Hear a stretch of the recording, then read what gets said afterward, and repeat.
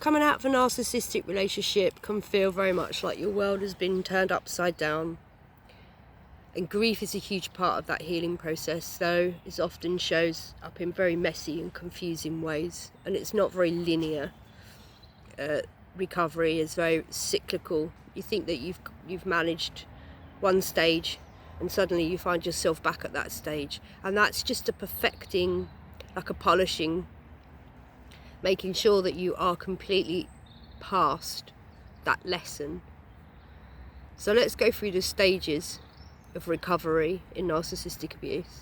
So the first one is denial. We start getting hints that there's something wrong, but we often just ignore them and we just keep carrying on like nothing else, like nothing's gone wrong. And we have this strong impression that we can fix what's wrong. At this point, you're normally very confused, and it's a very foggy stage to be in. You know you've committed as much as you can to that relationship. You've thrown everything you can into it, and you've probably lost a lot along the way in order to maintain it. What I mean by losing things is family members might start coming away from you because you won't come out of that bad relationship. You lose your sense of self. You don't really know who you are anymore. You look in the mirror and you don't really recognise yourself. All your life goals, all the things that you had planned for your life have been pushed aside. And you feel like you're the one who's going mad. At this point, you probably already know what you need to do. You know you need to come out of that relationship, but you're going to spend a little bit of time, because we're empathic, going over absolutely everything that you've done to try and make sure that there's no way you can avoid coming away from it, because you don't want to come away from that relationship. You can see how, if that narcissist just operated normally, how that relationship could go really well, because you're still deeply in love with them and you're very deeply invested in them, probably more invested in them than you have been in your own healing. But the reality is, this is really hard to say, but you're not dealing with someone who's just broken with a narcissist. You're dealing with somebody who actually is intentionally causing that relationship to go wrong. They have to either have control, and once they have the control, they still need more from you, and what they need from you then is fuel. So if you're happy in that relationship while you're being controlled, it won't be enough. It's not going to be juicy enough for that narcissist. So they're going to start picking at the relationship and picking at you, even though everything seems perfect or nearly perfect, because they need to see you upset. Because when you're upset, they get a level of excitement and fuel from it. They literally suck from your heart energy at this point. After that, they're heavily invested in personal gains. Like, is there a network of people that you're around that they want? Do you have children with them? Then therefore there's a commodity there that they want to be able to use in the future for fuel. So you're threatening to take that away. Do you share a business with them? Do you share a circle of friends with them? These are all things that they're not going to want to lose, but they're not going to want to lose them because they like these people. They're going to be threatened, because suddenly this is going to feel like they're going to stop being threatened to be starved to death. So that's the way their mind works. And the other one is, what gains are they getting out of you? What assets? They're going to fight for everything that you've got. So that denial process can be very long, because until you're fully aware that everything they've done to break that relationship is intentional, until you fully understand that, you're going to keep trying. But once you wake up to that, then you go into the next stage, which is anger. It's an emotional response to somebody violating you. It's a very natural emotion, but we've been taught to suppress it in society. Healthy anger is a good thing. This world wouldn't be so messed up as it is if everybody actually showed authentic emotion. I mean, like the state of the world and how everything is panning out. slightly going off track, but these politicians have nothing to fear, do they? So we're not using our anger in a healthy way. And the problem I had was when my anger kicked in to my surrounding family, because the narcissist had done such a good job of making everyone believe that I was the problem. When I erupted, which I did with fireworks, it was a pointing of a finger like, there you go, I told you what she's like. You can't be responsible, really. You can only be responsible for your reaction, and you can't be responsible for how you got into this mess, because you got into it under false pretenses. You would at times with that narcissist been told that by future faking that you'd been convinced this person was the partner of your dreams. You didn't know that they were playing chess with you and checkers with everybody else, or vice versa. They're not authentic. They don't come into emotional relationships, which are contractual in an emotional way. They're contractual. I'm with you because you are a certain way. But then you find that that was just literally an act. So anger is a very healthy emotion. You'd be very kind of stone cold dead if you didn't react to having your whole life turned upside down. Where I got stuck is I'd have these arguments thinking that we were actually trying to resolve things in these arguments, when really they were just extracting fuel from me. And finding out what buttons to press for future arguments. So for a very long time, I mean years, I would stay in that relationship, because then I had the guilt and shame to carry around as that I erupted, so it had to be me. I'm just not a very calm person, or everyone else is not having a problem with this person but me. So you just keep working on yourself. And that what I've just said there has become a societal norm, where even we are told we attract narcissists because of the way we are. So what do you do in that situation? You go back and try and improve your frequencies, or make yourself even more polished person, which most empaths now are. We're quite damaged, a lot of us. A lot of empaths are. They're damaged because they keep going back trying, and really the mainstream, like New Age belief system is that that's still the case. You're only attracting them because you're broken, and that's not the case. They're taking on people that have got a lot of light, and then they're breaking them.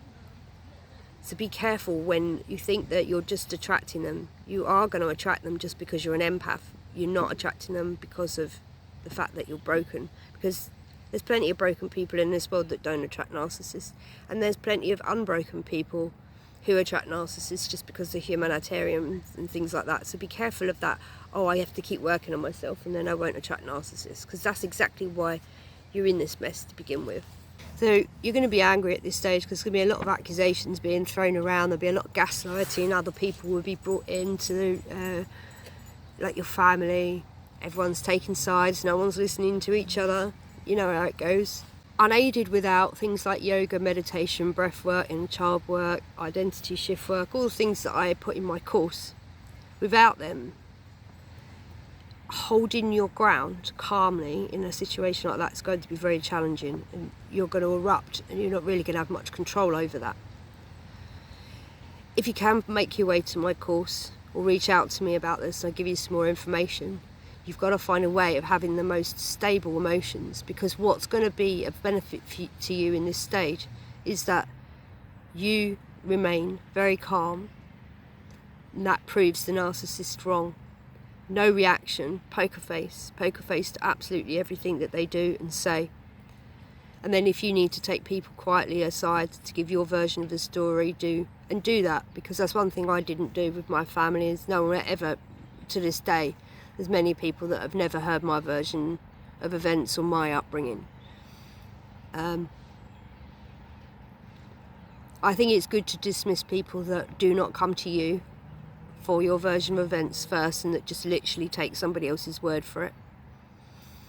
But be okay with yourself that you're angry about this, because it's it's an angry situation. But if you can find a way, which is what I managed to do in the end with my extended family and my narcissistic mother, is I've not erupted once in front of them. So I might have done with boyfriends, and that's all they've got on me being a bit mad. But in front of them, when I realised that the root cause of this was from my mother, I've told my daughter about it, but I've done nothing else. And what I then did was publicly become the best version of myself. And I said do that publicly in a way by having a YouTube, because now people can watch this, can't they? And they can make their own minds up. And that makes them out to be a liar, which, you know, we go back into the halls of Amente, nothing's hidden. So they're not fooling anyone. It's only temporary that they get away with fooling people. So what anger does is it makes you exercise your boundaries.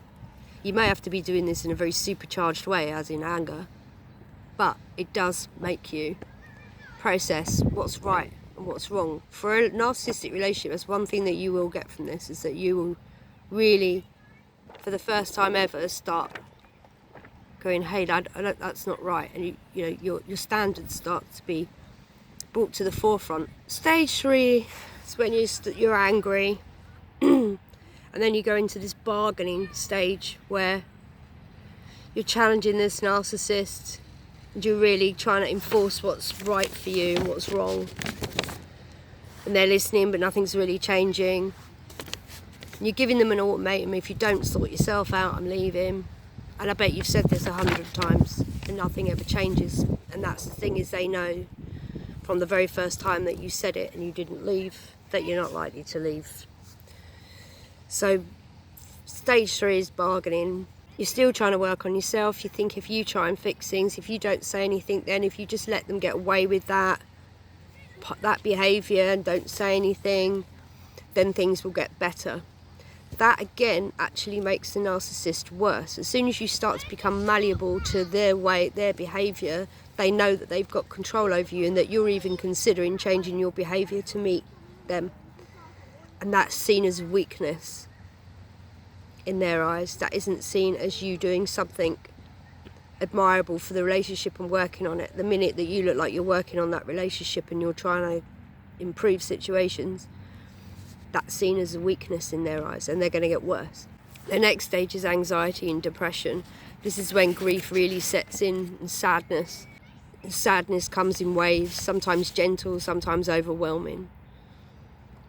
The pain can feel like it's never ever going to end. It lasts for months or years. In fact, it's normally about half the time that you've had that relationship that it takes for that pain to go, if you've not done any work on yourself. You feel empty, you feel lost. You don't know who you are anymore. You're very low. It takes a very long time to get out of bed. You may lay on the sofa for ages, that's fine. You know, you're processing things. A lot of rumination at that point. If I did this, this could have been better. Should I have tried that? This is your codependency really kicking in. You should not have to enforce boundaries. If you have to enforce boundaries around people, they're not your people. People should know this information. They should know about morals. And if they don't, and you're having to work on that with that person, it's never going to amount to a good relationship, because they haven't even got the foundations right. When you're in anxiety, you're thinking far too much in the future. So you'll be pondering about, my God, you know, I've got to pay the rent next month. I've got to sort such and such school uniform out. The car's broken, and it sends you into a spiral of anxiety, and your energy is very up. It's like you probably sat there with your shoulders up like that. If you're depressed, that's because you're thinking too much into the past. So then the body slumps and you're very low down. The art is to try and keep the mind just on this moment, just on this moment, just on this moment, just on this moment. The mind will keep trying to go to, but I've got to sort the rent out. But that will only happen in the now. Everything happens in the now. Even the future doesn't exist. It will happen in the now. So just work on that one step forward. I've got to get in the shower. Focus on the shower. Nothing else. Don't get in the shower and think about washing the dishes, which is your next task. You just focus on the shower. When you come out of the shower and you want to clean the house up, just focus on the dishes, one thing at a time. You're going to probably find that there's a lot of destruction after that relationship, or you may even be in it and you're angry and you're depressed. Family members are all breaking up, everything is just falling apart around you. This is a spiritual awakening. Unfortunately, I don't know any other way a spiritual awakening actually happens. It all comes from breaking down the whole old identity of what we thought we were. And what we were at that point was just a puppet for somebody who doesn't care about you. I'm so sorry for you to have to hear this, but they are only with you to get a supply out of you, energy, extract energy, and the only way they get pleasure out of that relationship is destroying it. That is success to them. I know it sounds weird, but that is success to them. You might be feeling suicidal, you're overwhelmed, but I think I said either in this video or the last video, this is just a game for you to experience these things. So if you're in that pain, lean into that pain. What does it feel like? Explain it, describe it. Take everything you can from that frequency, because it's for your education, but don't stay there. It's like the phoenix rising. It's time for you to stand up. That's the next step, is to stand up, which leads me to acceptance. You accept what happened. You understand that you agreed to this game. You understand that you agreed to the lessons. And then you find a way of being grateful that you had these lessons. But it doesn't mean let people treat you like that again. You've learnt the lesson. If you go back into the lesson, you've not learned it. So then that's the final stage, is acceptance. Really, it's not the final stage. There's one more stage, and that is your new life.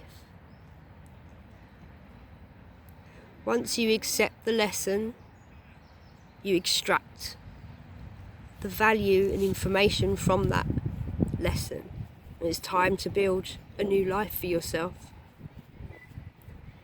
And that new life is actually, I feel more calm, chilled and happy than I ever was. Because remember, when you were in that relationship, even with your parents who are narcissists, or your family, your relationships, you never got to see who you were. And that's such a tragedy, that a soul would come down on earth, have this experience and miss out on everything that what's the last stage, the reason you went through this. You went through this to be literally rising from the ashes.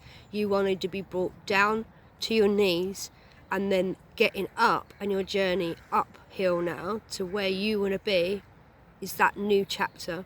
And we're going into a new year, so it's a new chapter for you. Please do not dwell in the lessons. When school's finished, you don't stay in the classroom. You go out there and you teach what you've learned, and you go out and be that beautiful empath that I know you already are. If you want support in detoxing from this mentally and physically, finding ways to stabilize your emotions and even find joy, if you want to really understand your skills as a manifestor and creator on this planet, even with the restrictions that we do have around us, if you're interested in the soul and the soul's journey and learning more about what your soul's mission was here, please feel free. Links will always be in the description or the comments. Come and join the Healing Blueprint online codependency recovery course. Empowering empaths is really what it's about. I've actually changed the name of my YouTube channel from After Codependency to Empowered, and I've put empowered empaths. Not empowering, because we manifest from where we are. Here's a little understanding of manifestation. You know, you see people who can karate chop through logs. Anyone can do that. I even know of an older woman that's done it. And when she did it first, she did it wrong. She focused on breaking through that wooden plank, and she really hurt her hand. Mentor said, no, you focus on where you want to go. So she focused on her hand going 2-3 inches below, underneath the plank of wood, and she broke it with no problem. We are powerful manifestors and creators, but it's done through the mind and the heart power of the heart. So you'll manifest much smoothly when you're in a state of gratitude, and you don't want to be focusing on too much on every little step that you've got to make. It's really about, and I'll do this in a future video, stepping into that new life is about stepping into a new, or your authentic identity. Who is that person that you want to be? What do you see them like? How do they walk, breathe, eat, sleep, talk? Step into that identity and start handling your life like a pro. Get the reins on this, and let's make this new year something very, very valuable to start turning this world around. So I'll leave it there for this video. Sending you all love and light. Ilakesh.